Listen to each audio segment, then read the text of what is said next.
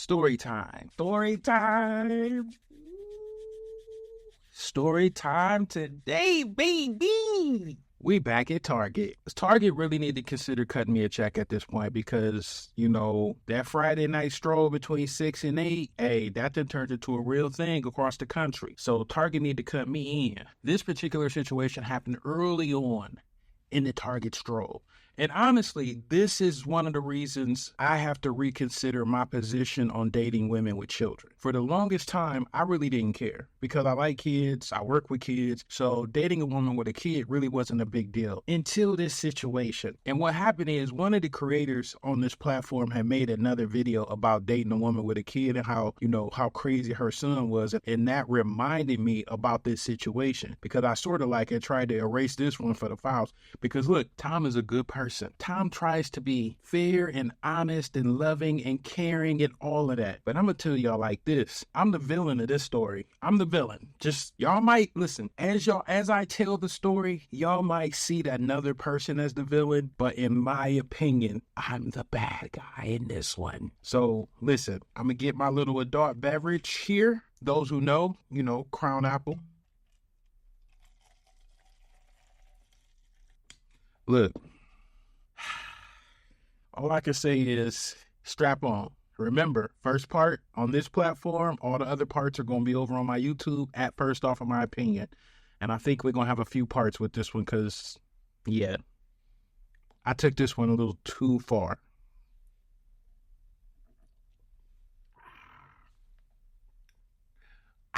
Target stroll, Friday night. I'm there. I got an event that started at 9. I needed to get a serving dish, one of the ones that spin around. Y'all already know what section I was going to. Chip and Joanna, Magnolia, you know what I'm saying? So I'm going over there, get a little thing, get the dish.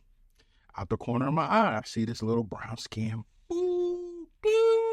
I'm trying to tell you. So I see her, but I got stuff on my mind. I got, people calling me. I'm on the phone. I got to hurry up and get this stuff and get to the event. I don't really got time to Tom Swoope this evening. So I grab the stuff. I go to get in line. She only had a couple things, so she cut in front of me, let her go ahead of me. I had to take a call anyway. So I'm on the phone. Hey, I'll be there in about 20 minutes. I got to stop, da-da-da-da. She had on, man, this nice little dress situation. I mean, she was bad. So she leaves. I'm next in line. I go, lady rings me up and she's like, hey, she gave me $100 bill for your stuff. And I'm like, she did what now? She gave you what now? She was like, sis got game.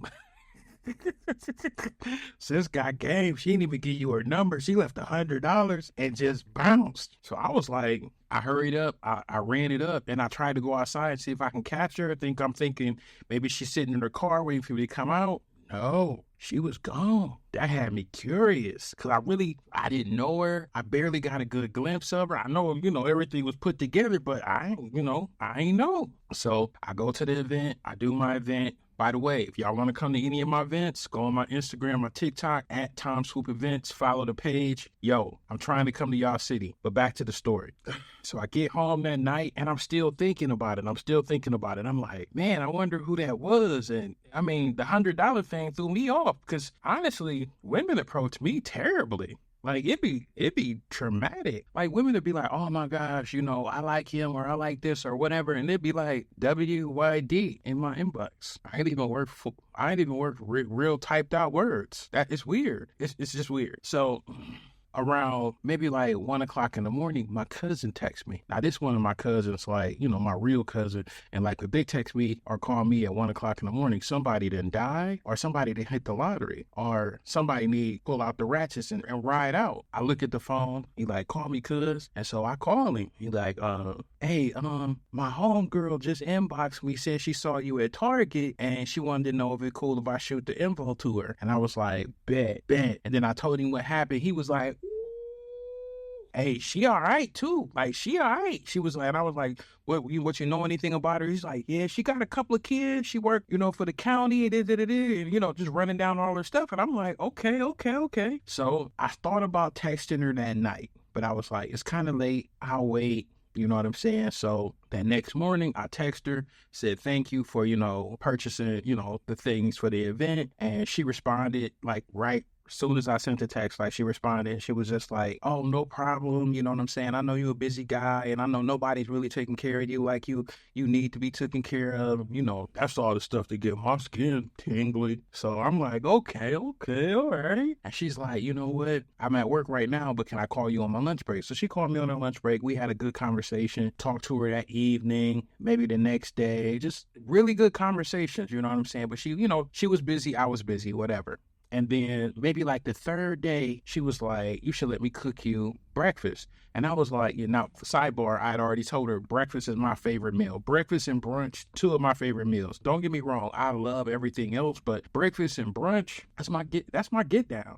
That's my fat back, fat back, fat back, fat back. To keep it 100, I do that off of breakfast and brunch. She's like, "Yeah, I can come over and, cook you breakfast." And I was like, I thought it was a little weird she wanted to come over to my house and cook me breakfast in my kitchen. But when I tell y'all, dating the modern women, you have different classes of women as you're dating. You got women who either have it all together on paper but don't know how to connect with a man, or you have women who know how to connect with a man who don't have it all together on paper. And then you get like a mixture of both. But most of the time, if I hate to use the word high functioning men, you really get the least from women because they're so used to having to fill the gap in men who don't have things or, don't have ambition, don't have careers, don't have, you know what I'm saying? Like they used to fill in the gap. So it's like when they get a guy who sort of got some things put together, it's sort of a struggle of finding out where they fit, if you will. So I say all that to say,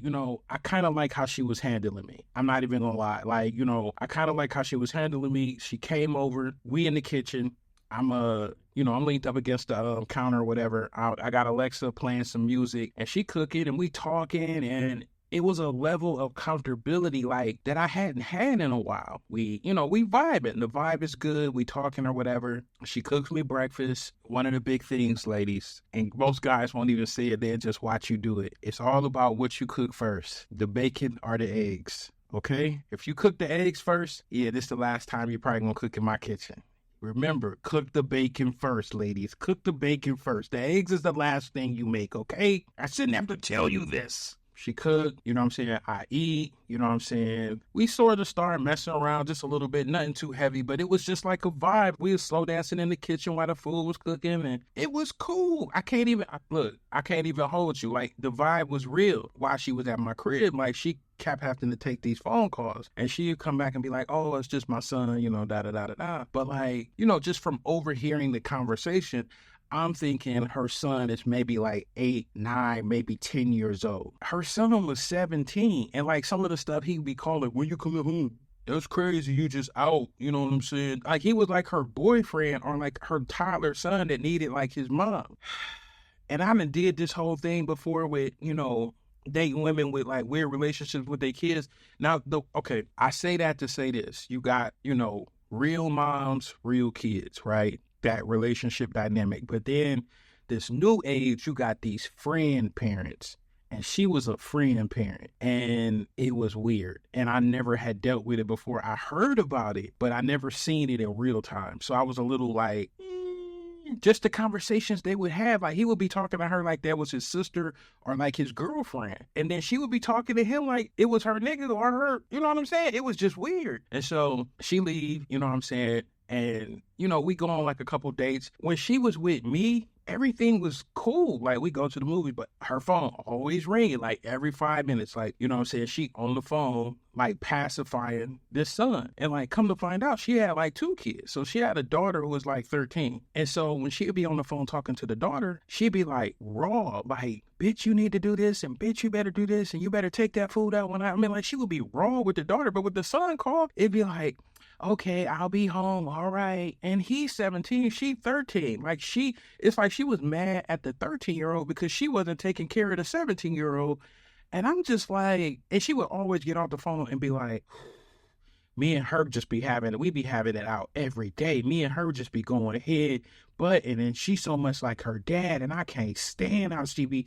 But at the same time, the 17-year-old get like straight F's and be flicking school and all this stuff. This little girl got ambition. She get good grades and all this stuff. And I always wonder that about women of color. And I can't even say, because I haven't experienced white women, but it just seemed like black women be on their daughters, like on their daughters, and let these boys do whatever. And I'll be like, the math ain't mathing. The math is not mathing at all. Make a long story short, she invite me over to crib. I come over her house. I meet the daughter first. Lovely young girl, very respectful, very, Mr. Tom, very, hey, oh my gosh, just a nice young girl.